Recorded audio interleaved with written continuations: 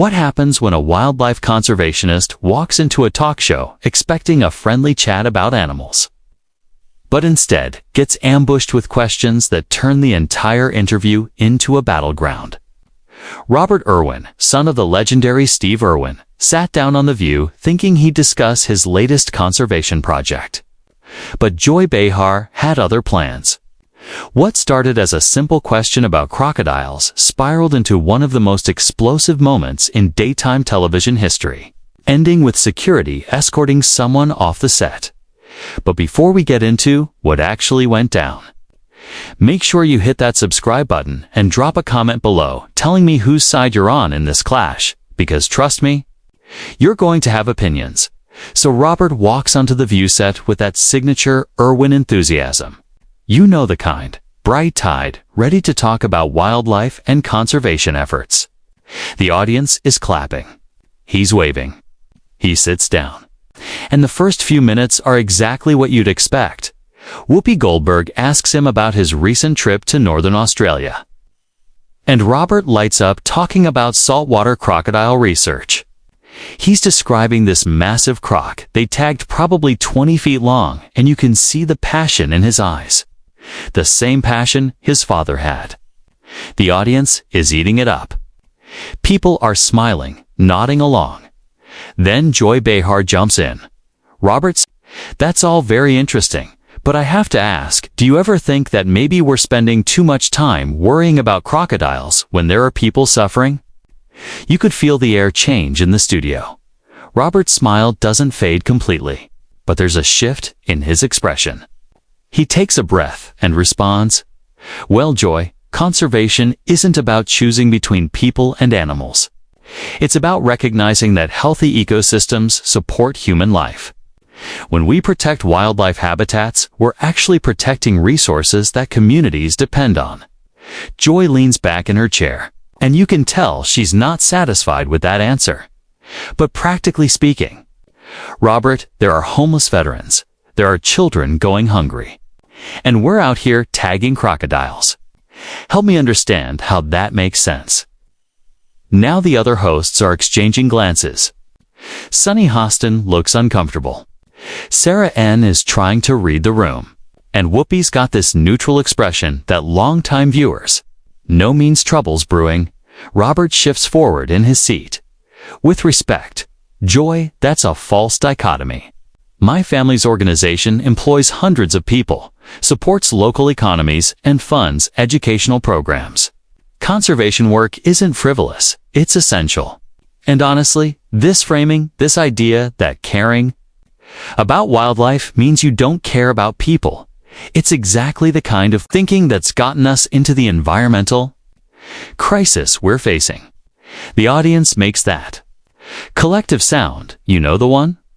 A sharp intake of breath when someone says something bold on live TV.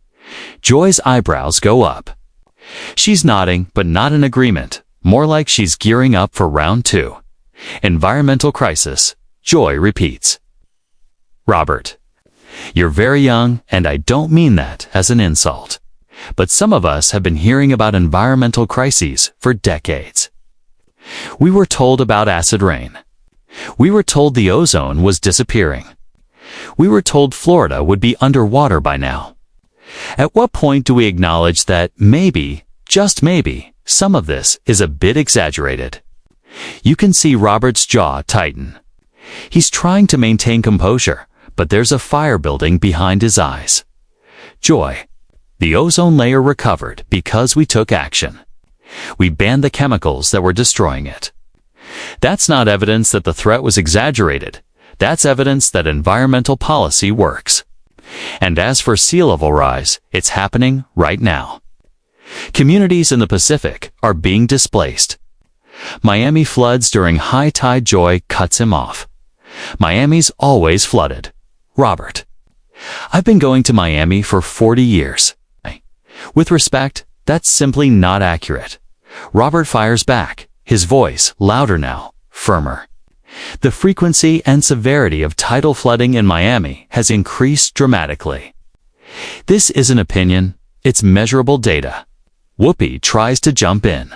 Okay, Let's maybe bring it back too. But Joy's not done. Robert. I'm just saying your generation has been told the sky is falling your entire lives. And it makes me sad that young people are walking around terrified about climate when they should be enjoying their youth. That's when Robert's composure really starts to crack. Terrified. Joy, we're not terrified. We're informed. And honestly, it's attitudes like yours. This dismissiveness, this refusal to accept scientific consensus that's made this problem so much worse. My generation is inheriting a planet that's been degraded by decades of inaction. And now we're being patronized for actually trying to fix it. The studio goes dead quiet. You could hear a pin drop. Sarah Ann tries to change the subject. Robert, tell us about the new exhibit at Australia Zoo. But Joy interrupts. No, let him finish. He clearly has thoughts about my attitude. Robert looks directly at Joy. I'm not attacking you personally, Joy. I'm criticizing a mindset. The mindset that says we can't care about multiple things at once. That mindset says environmental science is somehow up for debate. That dismisses the concerns of young people who are actually going to have to live in the world we're creating right now. Joy's face is flushed. I've been on television for 30 years, Robert. And I've interviewed presidents, world leaders, Nobel Prize winners. I don't need a lecture from someone who grew up on a television show. There it is. The gloves are off. Robert's face goes pale, then red. You can see his hands grip the armrests of his chair. That's incredibly disrespectful. Joy, my father dedicated his life to conservation and education. He died doing what he loved. And yes, our work was documented on television, but that doesn't make it any less legitimate. Would you say the same thing to Jane Goodall? To David Attenborough? Joy waves her hand dismissively.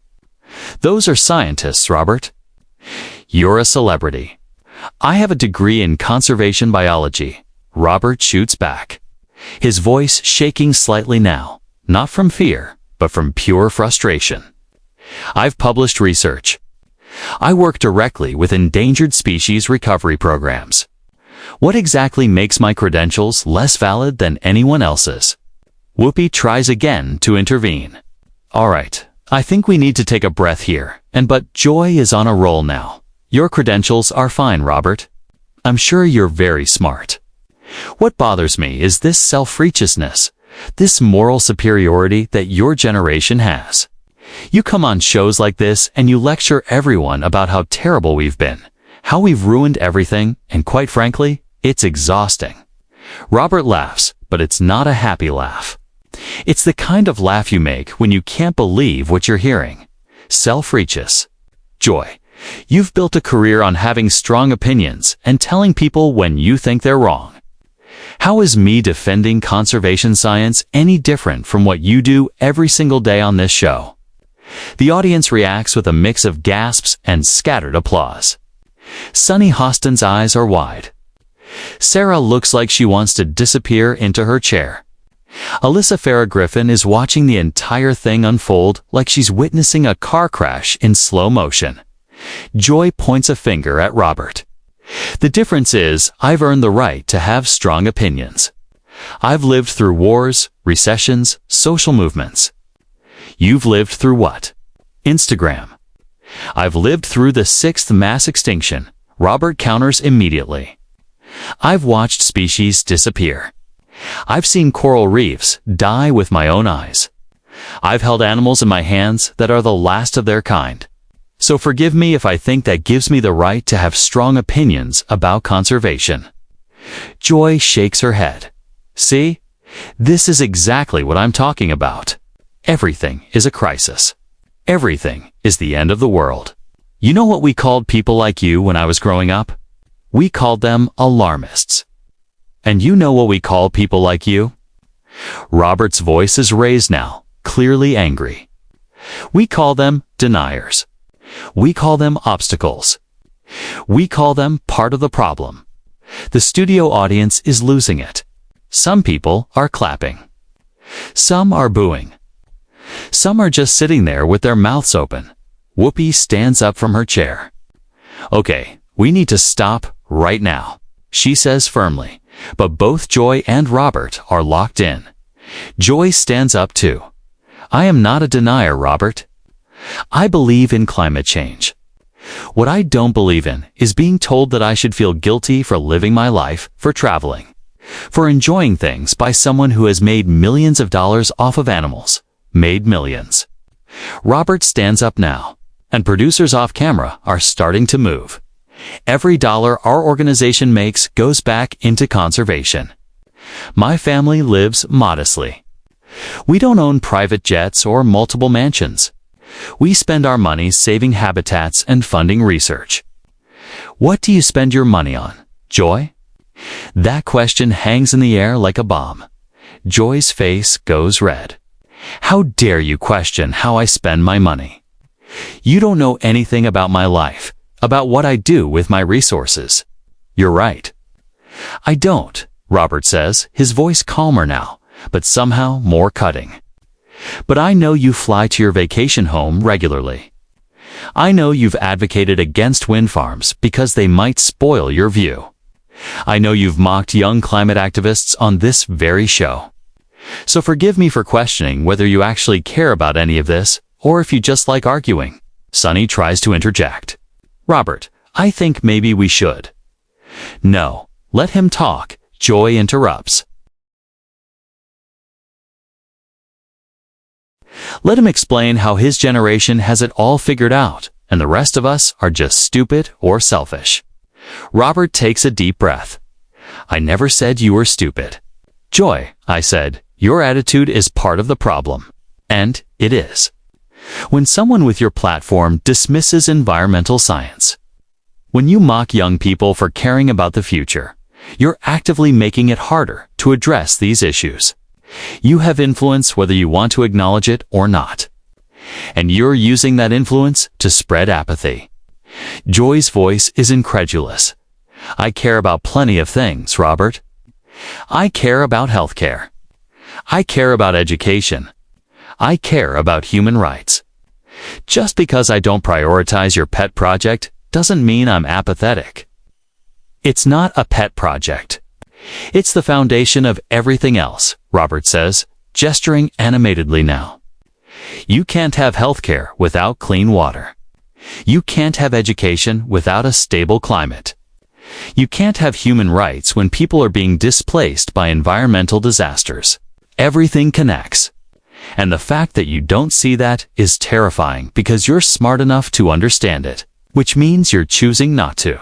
Joy picks up her notes from the table and throws them down. "I don't have to sit here and be insulted by someone who thinks spending time with koalas makes him morally superior to everyone. And I don't have to sit here and be condescended to by someone who thinks age equals wisdom." Robert fires back. "Some of the most ignorant, short-sighted, destructive decisions in human history have been made by old people who thought they knew better." The audience gasps. Whoopi raises her voice. "All right, that's enough. We're going to commercial, but Joy's not stopping. Get him off my stage." "I'm serious. Get him out of here." Robert laughs again, that same bitter laugh. "Your stage. It's not your stage, Joy. You're one host on a panel show. You don't own this." "Security." Joy calls out, looking off camera. "Can we please have security?" Alyssa finally speaks up. "Joy, come on. This is getting out of hand. It got out of hand when he started personally attacking me," Joy snaps. Robert turns fully toward her. "I personally attacked you.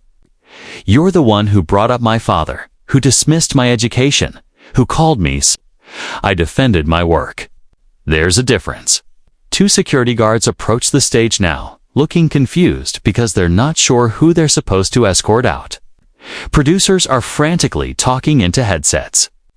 The audience is on their feet, some filming on their phones. Sunny stands up and puts her hand on Joy's shoulder. "Joy, maybe we should all just take a beat. Joy shrugs her off. No, I'm done. I'm done with this interview. He can leave or I can leave, but we're not continuing this. Robert looks at Whoopi. I came here to talk about conservation. I came in good faith to discuss the work we're doing to save endangered species. Instead, I got ambushed with dismissive questions and personal attacks. If anyone should leave, it should be the person who turned this interview into an argument. Whoopi holds up both hands. Nobody's leaving. We're adults. We can disagree without this turning into... Whatever this has become, can we though? Robert asks, quieter now, but still intense. Because it seems like every time someone from my generation tries to talk about climate or conservation, we get met with this exact response. We're too young. We're too emotional. We're too alarmist. At what point does our expertise matter? At what point do we get to have a seat at the table without being dismissed? Joy crosses her arms. You have a seat at the table, Robert. You're on national television right now. You have millions of followers.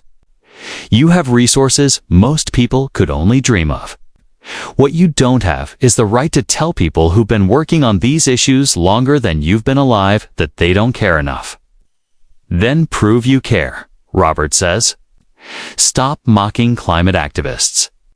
Stop dismissing scientific consensus. Stop prioritizing your comfort over the planet's future. If you actually care, act like it. Sarah finally speaks up, her voice shaky. Maybe we can find some common ground here. You both obviously care about important issues. You just have different priorities and approaches. No, Robert says firmly. We don't have different priorities. We have one person who prioritizes evidence and action, and another who prioritizes contrarianism and ratings. This isn't a both-sides situation, Sarah. Climate science isn't up for debate. Conservation biology isn't a matter of opinion. These are facts. And I'm tired of pretending that skepticism and denial deserve equal airtime with reality. Joy uncrosses her arms and steps closer to Robert. You want to talk about reality? Here's reality. Most people watching this show are worried about paying their bills, not about crocodile populations. Most people can't afford to drive electric cars or install solar panels. Most people are just trying to survive. And you standing here acting like they're part of the problem is elitist and offensive. Robert doesn't back away. I never said ordinary people are the problem. The problem is systemic. It's fossil fuel companies that spent decades funding climate denial. It's politicians who take money from polluters.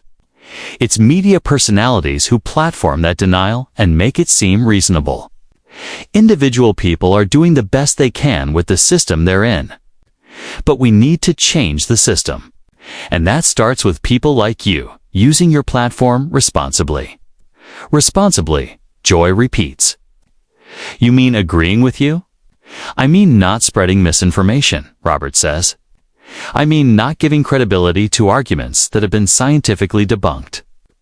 I mean acknowledging that when 99% of climate scientists agree on something, maybe the 1% funded by oil companies isn't the side we should be amplifying. Whoopi tries again. Okay, I think we've heard both perspectives here, and our viewers can make up their own minds about no Joy interrupts. I want to know something, Robert.